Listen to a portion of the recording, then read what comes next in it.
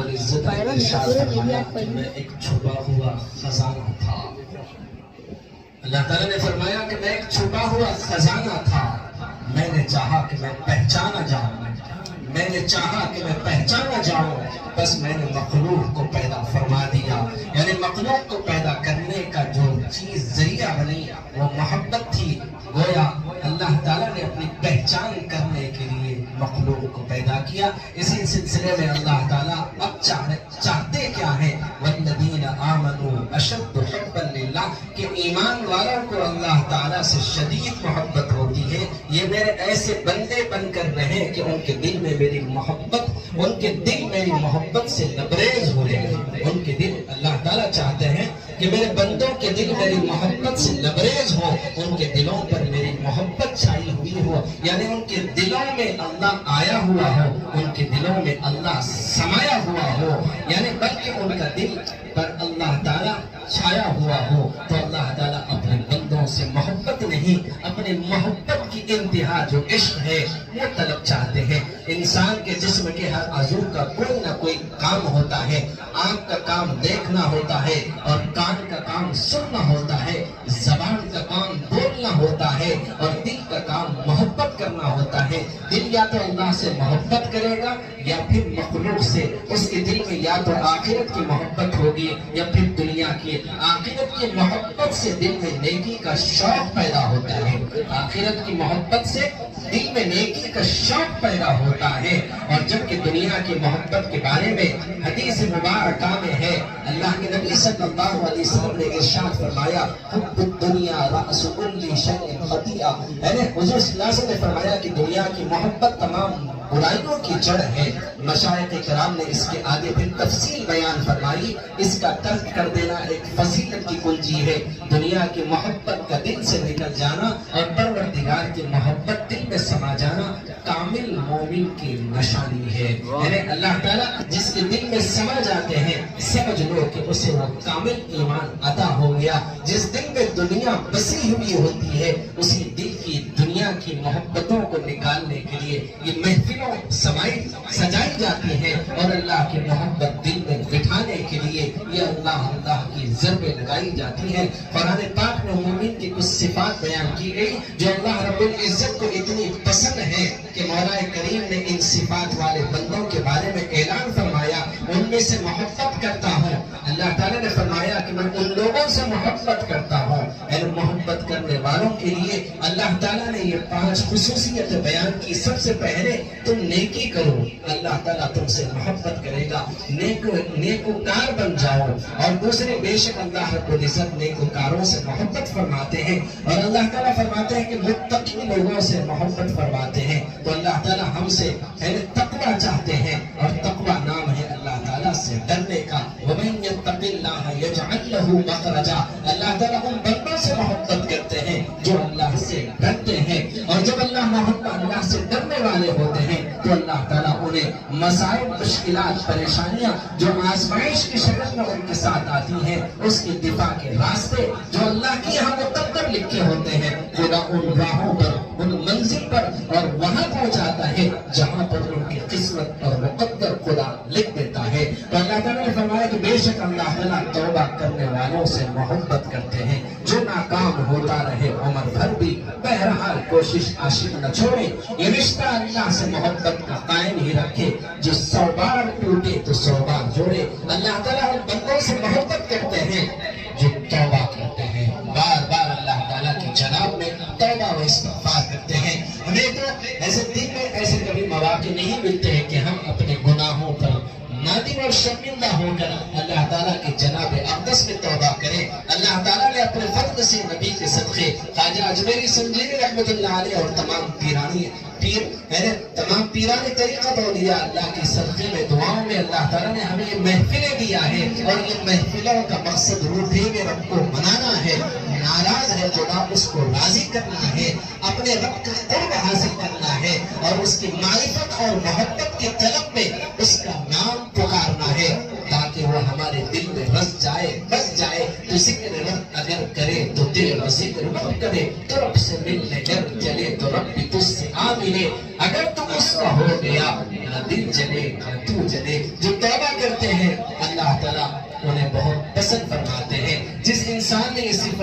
جائے وہ انسان بھی اللہ رب العزت کا محبوب بن جائے گا، چونکہ حضور اقدس صلی اللہ علیہ وسلم ان تمام صفات کے جامع تھے۔ یہ کمالات نبی کریم صلی اللہ علیہ وسلم میں فقط کمال تک موجود تھے، بلکہ وہ کمالات حضور صلی اللہ علیہ وسلم کو اللہ نے اپنی رحمتوں کے ساتھ عطا کیا تھا، اس لیے آپ صلی اللہ علیہ وسلم اللہ رب العزت کے محبوب بنے۔ اسی طرح آج بھی ان صفات کو پیدا کرنے والے جو بندہ محنت کرے گا اللہ رب العزت ان بندے سے محبت فرمائیں گے، رنگ کا گولا ہو یا کالا، عجم کا ہو یا عرب کا، پروردگار کی نظر میں کوئی فرق نہیں۔ وہاں تو دل کی حالات کو دیکھتے ہیں، نام بلال ہے، ہونٹ موٹے ہیں، شکل انوکھی ہے، رنگ کالا ہے، مگر دل محبت الہی سے لبریز ہے۔ اس محبت کے ساتھ زمین پر چلتے ہیں اور پاؤں کی چاپ اور آواز وہ آسمانوں پر وہ جنت میں سنائی دیتی ہے۔ حضرت اللہ صلی اللہ علیہ وسلم نے فرمایا کہ بلال جب میں جنت کا نظارہ کر رہا تھا تمہارے پیر کے چلنے کی آواز میں جنت میں سن رہا تھا۔ ظاہر وہ کالے تھے، ہونٹ موٹے تھے، انوکھی شکل کے تھے، رنگ کالا تھا، مگر دل میں محبت الہی سے لبریز تھا۔ تبھی تو بے ساختہ بلال یوں کہتے تھے تیرے سوا معبود حقیقی کوئی نہیں ہے، کوئی نہیں۔ انگاروں پر سنائے گئے ہیں، ریتیلی عرب کی تپتی ہوئی ریتیلی زمین پر ننگا لٹا دیے گئے ہیں، کبھی گلے میں رسی ڈال کر پانی میں ڈبکیاں دیے جاتے، کبھی گلے میں رسی ڈال کر گلیوں میں گھسیٹا جاتا، لیکن تب بھی بلال کے زبان پر وہ عشق اور محبت ہوتی ہے تیرے سوا معبود حقیقی کوئی نہیں ہے، کوئی نہیں، تیرے سوا مقصود حقیقی کوئی نہیں ہے، کوئی نہیں، تیرے سوا موجود حقیقی کوئی نہیں ہے، کوئی نہیں، تیرے سوا مشہود حقیقی کوئی نہیں ہے، کوئی نہیں۔ انگاروں پر سنائے گئے ہیں، سینے پر بھاری چٹان رکھی گئی ہے، لیکن تب بھی بلال کے زبان پر اللہ کی معرفت اور محبت اور اس کی کیا کہتے ہیں وحدانیت کے نغمے ہیں۔ میں تیرا وہ طالب دید ہوں جو تیری راہ میں جو شہید ہوں۔ بلال کہتا ہے ٹپک ٹپک کی کہے لہو تیری شان جن چلا رہو۔ وہاں تو محبت مطلوب ہے، اس کے لیے سب سے بڑی دلیل کیا ہو سکتی ہے؟ اللہ تعالیٰ کو شرک سے نفرت ہے، اور جس کے بارے میں اپنے محبوب تک کو خطاب فرما دیا، اے میرے محبوب صلی اللہ علیہ وسلم، اگر آپ بھی شرک کریں گے آپ کے کیے ہوئے عملوں کو ہم ضائع کر دیں گے، چونکہ صفات سے اللہ رب العزت کو محبت ہے، اس لیے اگر صفات نکل جائے گی اور انسان کے اندر اس کی ضد آ جائے گی تو اللہ رب العزت ایسے بندے ناپسندیدہ ہوں گے۔ لہذا اگر بندہ چاہے کہ وہ اللہ رب العزت کی نظر میں محبوب بن جائے، اسے اپنے اندر وہ صفات پیدا کرنے کی کوشش کرنا چاہیے جو صفات اللہ تعالیٰ کو پسند ہے۔ وہ کون سی صفاتیں ہیں؟ نیک کام کرنے والا اللہ کو پسند ہے، اللہ سے ڈرنے والا اللہ کو پسند ہے، نیکی کی طرف بلانے والا اللہ کو پسند ہے، برائی سے روکنے والا اللہ کو پسند ہے، پھر صبر کرنے والا اور صبر کرنے والی، یہ بندے اور بندیاں اللہ تعالیٰ کے نزدیک کیا کہتے ہیں پسند ہیں۔ تو ہمیں ان تمام اعمالوں پر عمل پیرا ہونا ہے، استقامت اور ثابت قدمی کے ساتھ ان راہوں پر چلتے ہوئے ہمیں صبر بھی کرنا ہے۔ اگر کسی وقت صبر کا دامن ہمارے ہاتھ سے چھوٹ گیا تو ساری زندگی کے اعمال ہمارے منہ پر مار دیے جائیں گے، اور کہیں ایسا نہ ہو کہ آخری وقت ہمارے زبان سے کفریہ کلمات نکل جائے اور وہی کلمات ہمیں دہکتی ہوئی انگاروں کا ایندھن نہ بنا دیا جائے۔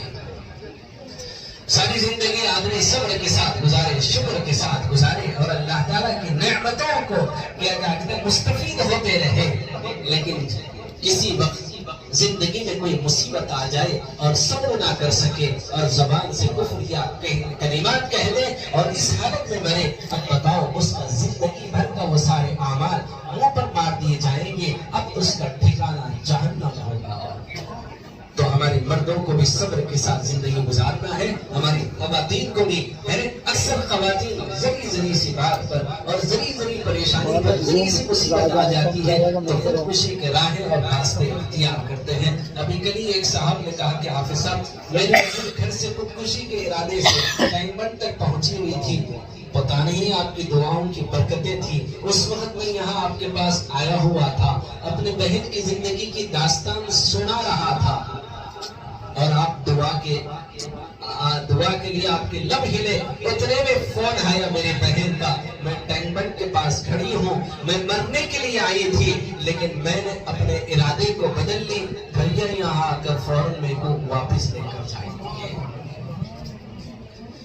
ایک تو ہمارے ذہنوں میں، ہمارے دلوں میں، ہمارے دماغوں میں مسائل اور مصیبتوں سے کیا کہتے ہیں ہم نمٹنا نہیں چاہتے۔ مرتے کون ہیں؟ جو بزدل ہوتے ہیں، جو حالات کا مقابلہ نہیں کر سکتے ہیں، وہی لوگ خودکشی کی راہ اور خودکشی کا ارادہ کرتے ہیں۔ اور ہمارے ذہن میں، ہمارے دل میں، دماغ میں بھی اس بات کا خیال آئے کہ مجھے خودکشی کرنا ہے، یہ بھی گناہ ہے۔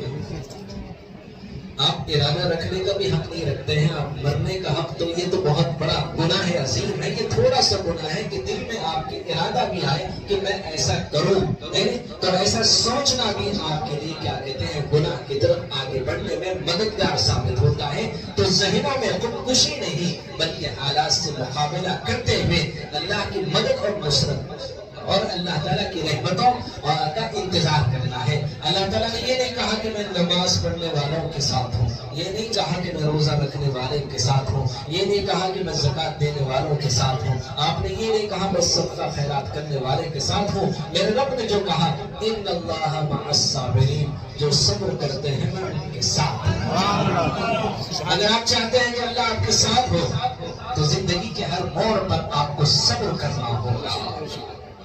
بیوی اگر ستاتی ہے تو آپ کو صبر کرنا ہوگا۔ اگر عورتوں کو ان کے شوہر ستاتے ہیں تو عورتوں کو اپنے شوہروں کے اس ظلم کو سہ کر صبر کرنا ہوگا۔ ایسا نہیں ہے کہ صرف مرد ہی عورتوں کو ستاتے ہیں۔ جب سے غریب کیا کہتے ہیں اس مسلک پہ بیٹھا ہے، بہت کم واقعات سنتا ہے کہ مرد عورتوں کو ستاتے ہیں۔ 95% مردوں کے روتی ہوئی آنکھوں، اس آنکھیں اس کے دل کو چیر دیتی ہیں، اس کے وجود کو تڑپا دیتی ہیں، اس کے وجود کو لرزا دیتی ہیں۔ ذہنی سوچنے اور سمجھنے کی صلاحیت کے اندر جو بچپنے میں معصوم ذہن میں یہ چیز بیٹھی ہوئی تھی کہ مرد عورتوں پر ظلم کرتے ہیں، لیکن جب سے ہوش سمجھ کر اس مسلک پہ بیٹھا ہوں، عورتیں نہیں بلکہ مرد اپنے عورتوں کے ظلم کی کہانیاں سناتی ہیں۔ یہ قرب قیامت کے آثار ہیں۔ عورت جب تک عورت ہوگی گھر جنت ہوگا۔ عورتوں کے بارے میں برا نہیں کہہ رہا ہوں، یہ اور بات ہے کہ ان عورتوں کو سمجھا رہا ہوں جو بیٹیاں بن کر محفل میں بیٹھی ہیں اور سارے مرد داماد بن کے بیٹھے ہیں۔ دامادوں کو نصیحت کرنے کا حق نہیں، بیٹیوں کو نصیحت کرنے کا حق رکھتا ہوں۔ دامادوں کو سمجھانا مناسب نہیں ہے، بیٹیوں کو سمجھاؤ کہ تمہاری جنت شوہر ہے، تمہارا دوزخ شوہر ہے۔ اگر یہ اپنے شوہر کی خدمت کر لے گی تو جنت اس کے مقدر ہوں گے۔ جب بیٹی جنت کی حقدار بنے گی، یہ گناہگار باپ کی بیٹی کے جنتی ہونے کے صدقے میں گناہگار باپ کی بھی امید ہے کہ یہ بھی بیٹیوں کے صدقے میں جنتی بن جائے گا۔ ایک عورت جب جہنم میں جائے گی تو 4 مردوں کو اپنے ساتھ لے کر جائے گی۔ اب لاکھوں کی تعداد میں بیٹیاں ہیں تو اس باپ کا حال کیا ہوگا؟ اس میں وقتاً فوقتاً موقع بموقع دامادوں پر نظر نہیں، بیٹیوں پر ہمیشہ نظر رکھتا ہوں تاکہ کیا کہتے ہیں ان کے گھر آباد ہو جائے، برباد ہونے سے بچ جائے۔ یہ اپنے شوہروں کی اطاعت کرنے والی، فرما برداری کرنے والی ہو۔ کبھی کبھی یہ مرد میرے سامنے بیٹے بن کر ہوتے ہیں اور عورتیں دھواں بن کر ہوتے ہیں، تو اس لیے باپ اپنے بیٹوں کو نصیحت کرنے کا حق رکھتا ہے، تو وہ کو نصیحت کرنے کی ہمت نہیں کرتا کیونکہ وہ مہمان بن کے میرے گھر آئی ہے۔ میرا بیٹا اس مہمان کا میزبان ہے، اگر میزبان سے غلطی ہو جائے گی تو ظاہر بات ہے وہ مہمان کی حق تلفی کل قیامت کے دن میزبان کو دہکتی ہوئی انگاروں کا ایندھن بنائے گی۔ تو میں اپنے بچوں کو جب سمجھاتا ہوں تو یہ کہتا ہوں کہ اپنی بیویوں کے ساتھ اچھا سلوک کرنا۔ حضور صلی اللہ علیہ وسلم باپ بن کر ہمیں کیا کہتے ہیں وہ زندگی بتائے۔ آپ بیٹیوں کے باپ تھے، آپ دامادوں کے سسرے تھے، آپ بیویوں کے شوہر تھے، آپ مریدوں کے پیر و مرشد تھے، آپ عدل و انصاف کے تخت پر بیٹھ کر عدل و انصاف بھی کیا کرتے تھے۔ آپ کبھی کبھی دین کے معاملے میں حق اور انصاف اور سچائی کی بات کرتے تھے۔ ہر موڑ پر میرے محبوب مصطفیٰ صلی اللہ علیہ وسلم کی زندگی ہمیں ایک بہترین راہ اور راستہ دکھا رہی ہے۔ آپ صلی اللہ علیہ وسلم 11 بیویوں کے شوہر تھے، ہم ایک بیوی کے ایک عدد شوہر ہیں، لیکن ایک بیوی کی حق تلفی ہمیں دہکتی ہوئی انگاروں کا ایندھن بناتی ہے۔ تو ظاہر بات ہے حضور صلی اللہ علیہ وسلم نے اپنے 11 بیویوں کے ساتھ ایسا انصاف کیا کہ رائی کے دانے کے برابر بھی کوئی بیوی اب تلفی اور نا انصافی کا کبھی گلا اور شکوہ نہیں کیا، کیونکہ آپ نے ویسا موقع ہی نہیں دیا کہ کسی بھی بیوی کی آپ نے کسی وقت اور کسی موقع پر آپ نے حق تلفی کیا۔ آپ نے دامادوں کے ساتھ ایسی محبت اور شفقت کا معاملہ کیا ہے اور دنیا کے سسروں کو بتا دیا کہ تم اپنے دامادوں کے ساتھ کیسا سلوک کرے۔ وہ بیٹیاں اور بیٹوں کے باپوں کو آپ کو باپ بن کر اپنی اولادوں کے ساتھ محبت اور انصاف اور محبت اور شفقت اور پیار کا معاملہ آپ نے سکھا دیا۔ آپ نے داماد بن کر اپنے سسرال والوں کے ساتھ سلوک کیسے کیا جائے آپ نے اس کا بھی سبق دے دیا۔ اپنے بیویوں کے ساتھ محبت کا کیسے درس ہونا چاہیے آپ نے وہ بھی دے دیا۔ زمانے جاہلیت میں لوگ اپنے بیویوں کا نام لینا عیب سمجھتے تھے اور اپنی محبوبہ کا نام لینا ہے نا کیا کہتے ہیں اپنے قسمت اور نمی میں فخر محسوس کرتے تھے۔ جیسے لوگ گرل فرینڈ کا نام لینا قسمت سمجھتے ہیں، بیویوں کے نام لینے کو کیا کہتے ہیں لوگ کیا کہتے ہیں نفرت سمجھتے ہیں۔ ایسے پرفتن دور میں جہاں پر اندھیرا ہی اندھیرا تھا، جہالت ہی جہالت تھی، اپنے بیویوں کے نام لینے کو لوگ عیب سمجھتے۔ آپ مسجد نبوی میں تقریر فرما رہے ہیں، ایک صحابی آ کر کہتے ہیں کہ اللہ کے نبی صلی اللہ علیہ وسلم آپ سب سے زیادہ محبت کس سے کرتے ہیں؟ تو حضور صلی اللہ علیہ وسلم نے فرمایا عائشہ صدیقہ سے۔ تو صحابی چونک گئے، شرمندہ ہو گئے، کہنے لگے ایسے وقت میں جہاں پر لوگ بیویوں کے نام لینے کو عیب سمجھتے ہیں اور حضور صلی اللہ علیہ وسلم اب اس اندھیرے میں روشنی کیا کہتے ہیں آپ پیدا فرما رہے ہیں اور اس زمانے جاہلیت کو جہالت کو دور کر رہے ہیں۔ آپ نے کہا عائشہ صدیقہ سے، صحابی نے وہ شرمندہ ہو کر کہا کہ اللہ کے نبی صلی اللہ علیہ وسلم میں عورتوں کی بات نہیں مردوں کی بات کر رہا ہوں، آپ مردوں میں سب سے زیادہ پیار کس سے کرتے ہیں؟ تو آپ چاہتے تو یوں کہہ دیتے ابو بکر صدیق، لیکن آپ نے پھر دوبارہ کہا عائشہ صدیقہ کے والد محترم ابو بکر صدیق۔ یہ دوسری جو فیکٹ بنی سمجھ لو کہ وہ اندھیرا روشنی میں بدل گیا۔ یہ چیزیں ہیں حضور صلی اللہ علیہ وسلم ایک دن اما جان عائشہ صدیقہ رضی اللہ عنہا کے ساتھ کیا کہتے ہیں ماڑی پر کیا کہتے ہیں زانوں پر سب رکھے ہوئے آرام فرما رہے ہیں اور آسمان پہ ستارے کیا کہتے ہیں نظر آ رہے ہیں۔ اما جان نے دیکھا اور کہا کہ اللہ کے نبی صلی اللہ علیہ وسلم یہ ستارے جو آسمان پر ہیں آپ کی امت میں کسی کی اتنے نیکیاں ہوں گی کیا؟ وہ یہ سوچ کر کیا کہتے ہیں سوال کی کہ شاید میرے والد محترم کا نام دیا جائے گا۔ تو حضور صلی اللہ علیہ وسلم نے فرمایا کہ ہاں عائشہ یعنی اتنے نیکیاں ہیں۔ بولے کس کے ہیں؟ بولے عمر فاروق کے ہیں۔ بولتے ہی اما جان خاموش ہو گئی۔ حضور صلی اللہ علیہ وسلم نے فرمایا کہ عائشہ کیا بات ہے تم خاموش ہو گئی یا میں نے غلط کہا؟ بولے نہیں اللہ کے نبی صلی اللہ علیہ وسلم ما ينطق عن الهوى ان هو الا وحی یوحی، میرے نبی جو کچھ کہتے ہیں وہ اللہ کی طرف سے وحی ہوا کرتی ہے، آپ کی بات پر مجھے کوئی اعتراض نہیں ہے۔ بلکہ خاموش کیوں ہو گئی؟ بولے نہیں اللہ کے نبی صلی اللہ علیہ وسلم میرے دل میں کچھ اور تھا اور جواب کچھ اور ملا تو اس لیے میں خاموش ہو گئی۔ میں یہ سوچ رہی تھی کہ شاید اتنے نیکیاں میرے والد کے ہوں گے۔ تو آپ نے فرمایا کہ ہاں عائشہ بتاؤں ساری زندگی کی نیکیاں جو آسمان پر ستارے چمک رہے ہیں عمر کے ہیں، اور ایک رات کی وہ نیکیاں جو تمہارے باپ کے غار سور میں میرے ساتھ تھی، عمر کی ساری زندگی کی نیکیاں اور ایک رات عمر جو میرے ساتھ غار سور میں تھے اس نیکیوں کے برابر نہیں ہو سکتے۔ 3 رات غار سور میں ابو بکر صدیق رضی اللہ عنہ آپ کے ساتھ تھے، عمر کی ساری زندگی کی نیکیاں اور تمہارے باپ کے ایک رات کی نیکیاں برابر نہیں ہو سکتے ہیں۔ اس لیے عمر رضی اللہ عنہ کبھی ابو بکر صدیق رضی اللہ عنہ سے کہتے کہ ابو بکر ساری زندگی کی نیکیاں لے دو اور ایک شب کی نیکیاں دے دو جو میرے محبوب کے ساتھ تم نے ہمارے سبحان اللہ سبحان اللہ آئے۔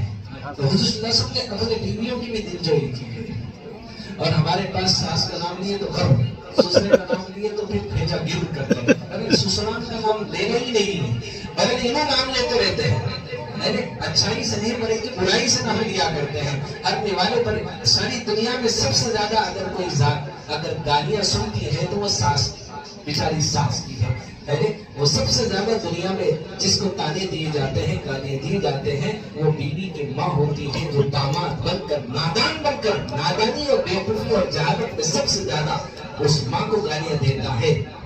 جس بیوی کو اپنے پہلوں میں سلا کر اپنے تسکین اور سکون کا سامان بنا ہے، ایمان کامل ہے نکاح کے ساتھ، ایمان مکمل ہے نکاح کے ساتھ، وہ متقی بنتا ہے نکاح کے ساتھ، وہ پرہیزگار بنتا ہے نکاح کے ساتھ، نماز کے اندر خشوع ہے نکاح کے ساتھ، ذکر کے اندر مزہ ہے نکاح کے ساتھ، اور کیا کہتے ہیں عبادت میں مزہ ہے، کیا کہتے ہیں وہ نکاح کے ساتھ، اور کیا کہتے ہیں زندگی کے ہر موڑ پر اللہ تعالیٰ نے اس نکاح کے ساتھ اس کی زندگی کی تسکین اور سکون کا سامان بنایا۔ آئے ہماری بدبختی اور جہالت اور نادانی تو دیکھ لو، جس کے ذریعے سے ہم نے اپنے ایمان کو مکمل کیا ہے، یہ ہماری کمزوری اور نالائقی، یہ اللہ کی نعمت کی ناقدری ہے کہ دنیا میں سب سے زیادہ اگر کسی کو نادان اور بیوقوف اور جاہل داماد اگر گالیاں دیتا ہے، وہ بیچاری ساس کو دیتا ہے جو 9 مہینے اپنی بیٹی کو پیٹ میں رکھا، 2 سال تک چھاتیوں کا دودھ پلایا، بچپنے سے بڑا کر اسے کیا پتا تھا کہ یہ انسانی شکل میں درندہ بن کر میری بیٹی پر ظلم اور ستم ڈھائے گا، اسے پتا چلتا کہ میری بیٹی یہ انسانی شکل میں جانور کے ہاتھ لگ کر ہے اس کی زندگی مصیبت بن جائے گی، تو پیدا ہوتے ہی ادھر ادھر دیکھ کر اپنی معصوم زندگی کا گلا دبا دیتی، لیکن نہیں اس امید کے ساتھ پالا اور پوسا بڑا کیا کہ جب بڑی ہو جائے تو کسی انسان کے ہاتھ میں اپنے بیٹی کا ہاتھ تھما دوں گا، میں نے تھما دوں گی، جو خوشیاں میرے گھر نہیں اس کو خوشیاں اس زندگی کے ساتھ ملے گی جو نکاح کے ساتھ اس کی زندگی وہاں سے شروع ہوگی۔ لیکن ہماری بھی اس میں کچھ غلطیاں ہیں کہ وہ اپنے گھر بار کو چھوڑ کر ہمارے آغوش میں آتی ہے، ہماری زندگی میں آتی ہے، اور بظاہر اس کی کمزوری اس کی معصومیت کو ہم نظر انداز کرتے ہیں، اس کے جذبات اور احساسات کو ناسمجھی کی وجہ سے ظلم و ستم اٹھاتے ہیں، جس کی وجہ سے وہ مجبور ہو کر خودکشی کے راہیں اختیار کرتی ہے۔ اس خودکشی کا گناہ اس کو ملے گا، لیکن اس سے کئی گنا زیادہ اس کو ملے گا جو خودکشی کرنے پر اسے مجبور کیا گیا ہے۔ خودکشی تو جہنم میں لے جائے گی، لیکن اس شخص کو بھی جہنم میں لے جائے گی جو خودکشی کرنے پر اسے مجبور کیا ہے۔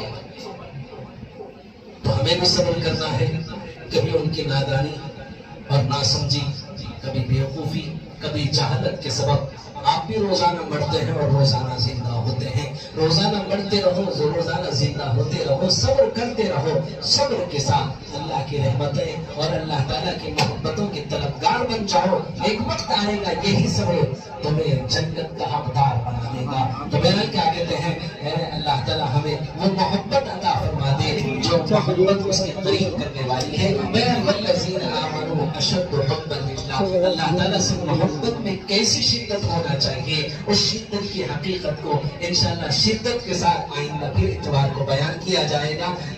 محبت اور شدت یہ اسٹائلمنٹ پہ آپ کو موقع بموقع مختصر سے حصہ پچھلے اتوار کو بیان کیا گیا تھا، اسی کی ابتدائی حصے کی ابھی شروعات تھی، لیکن 11 بج رہے ہیں، یعنی مزید انشاءاللہ موقع بموقع ہر اتوار امید ہے کہ آپ حضرات ان محفلوں میں ضرور تشریف لائیں گے۔ ان محفلوں کو اپنے لیے اللہ تعالیٰ کی طرف سے ایک قیمتی نعمت سمجھ جائیے، جو نعمت اللہ نے ہمیں عطا کیا ہے محفلوں کے ذریعے سے اپنا قرب حاصل کرنے کے لیے، توبہ کے ذریعے سے اس کی محبت اور اس کی طلب میں ہم یہاں بیٹھے ہوئے ہیں۔ تو اللہ تعالیٰ ہمارے اس بیٹھنے کو، ہمارے گھروں سے نکل کے آنے کو، یہ اللہ تعالیٰ کا انعام ہے کہ یہ محفلیں جسمانی اور روحانی علاج کے اجتماعی طور پر علاج کا ایک کیا کہتے ہیں مقام ہے، ایک تو وہاں فردن قریب علاج کرتا ہے، اور یہاں پر اجتماعی طور پر صرف جسم نہیں بلکہ روح کا بھی علاج کرتا ہے۔ جسم اگر کمزور ہے تو غذا اس کی طاقت ہے، جسم اگر بیمار ہے تو علاج کو کیا کہتے ہیں، اگر جسم اگر بیمار ہے تو اس کا کیا کہتے ہیں علاج اس کی طاقت ہے، اور اگر جسم بے صدر ہے تو صدر اس کا لباس ہے۔ اسی طریقے سے روح اگر کمزور ہے تو اس کی طاقت ذکر ہے، ذکر اس کی غذا ہے۔ روح اگر بیمار ہے تو یاد الہی اس کا علاج ہے، اگر روح بے سطر ہے تو محبت الہی اس کا سطر ہے۔ یا ایھا الذین آمنوا اذکروا اللہ ذکرا کثیرا، اللہ تعالیٰ نے ہمیں کثرت سے ذکر کرنے کا حکم دیا ہے، وہی ذکر کی مشق کرنے کے لیے یہ محفلیں سجائی جاتی ہیں، روٹے ہوئے رب کو منانے کے لیے محفلیں سجائی جاتی ہیں، ناراض ہے خدا اسے راضی کرنے کے لیے محفلیں سجائی جاتی ہیں، ہمارے دلوں سے دنیا کا خوف نکالنے کے لیے محفلیں سجائی جاتی ہیں، ہمارے دلوں کے اندر خوف خدا پیدا کرنے کے لیے محفلیں सजाई जाती है, मजहब परस्त बनने के लिए महफिलें सजाई जाती है, देशभक्त बनने के लिए महफिलें सजाई जाती हैं, इस देश में रहकर मुल्क से हर बाशिंदे से मोहब्बत करने के लिए महफिलें सजाई जाती हैं। इस महफिल का मकसद इत्तेहाद है, इंतशार को खत्म करके मोहब्बत में बदलना, ये महफिलों का मकसद है। आपकी शान करीमी दुश्मनों के बाब में पत्थरों के जख्म खाकर खूब बरसाने का नाम, अपने दिलों के अंदर है ना इस्लाम से मोहब्बत, इंसानियत से मोहब्बत, है ना देश में रहने वाले मुल्क से मोहब्बत और मुल्क में रहने वाले बाशिंदों से मोहब्बत, हुकूमतों से मोहब्बत, हुक्मरानों से मोहब्बत, भले ही वो अच्छे हो या बुरे हो, वो अच्छे हैं तो ये अल्लाह ताला की तरफ से हमारे अच्छे अमल का इनाम है, अगर बुरे हैं हमारी बदआमली और गुनाहों की नहुसत की हमारे ऊपर ये सजा है। ये कौन है? खुदा के क्या कहते हैं जलाल के और अल्लाह ताला की तरफ से क्या कहते हैं ये हमारे बदआमलियों के कूड़े हमारे ऊपर बरसाए जा रहे हैं। हुकूमतों को बदलने से, हुक्मरानों को बदलने से हालात नहीं बदलते, खुदा अपने आप को बदल लो, हुकूमतें नहीं। खुदा की कसम सारी हुकूमतों के दिल खुदा की मुट्ठी में है, तुम बदल जाओ, रातों रात खुदा उनकी दिल बदल देगा, उनके अज़ाइम, उनके इरादे, उनके क्या कहते हैं उनके प्लान, उनके प्रोग्राम को अल्लाह ताला बदल देगा। क्यों? ये सारी दुनिया, सारी कायनात अल्लाह के कब्ज़े कुदरत में है। कोई भी ताकत अपनी मर्जी से, अपनी इख्तियार से न किसी को नफा पहुंचा सकती है, न नुकसान पहुंचा सकती है। सारी ताकतों का खालिक मेरा अल्लाह है, सारे बादशाहों का सबसे बड़ा शहंशाह मेरा अल्लाह है, सारी कायनात को पैदा करने वाला मेरा अल्लाह है, जिसकी इबादत की जाए वो माबूद वो मेरा अल्लाह है। अरे सारी कायनात को देने वाला वो अल्लाह है, सारी कायनात को पैदा करने वाली वज़ात वो अल्लाह ताला की है, सारी कायनात का मालिक वो अल्लाह ताला है। तो कहने का मतलब है कि हम अपने अल्लाह से अपने ताल्लुक़ को अगर जोड़ लेंगे तो इंशाअल्लाह उम्मीद है कि हम बदल जाएंगे, हमारे हालात बदल जाएंगे, मुल्क कामयाबी और तरक्की की तरफ रवा दवा होता जाएगा, मुल्क के हालात बदल जाएंगे, कामयाबी और तरक्की इसके मुकद्दर बन जाएंगी। हम पुरसुकून इस मुल्क में क्या कहते हैं आजादी के साथ जिंदगी उस वक्त गुजारेंगे जब मन नहीं रब चाहिए जिंदगी गुजारेंगे। अल्लाह ताला हमें वो जिंदगी अता फरमाए, आमीन, आमीन। जिंदगियों से अल्लाह ताला हमें महफूज रखे, जो जिंदगी अल्लाह और उसके रसूल से दूर करने वाली है। हरदम जिक्र और फिक्र में तेरे मस्त रहूं, सरशार रहूं, होश रहे ना मुझको किसी का तेरा मगर होशियार दिल को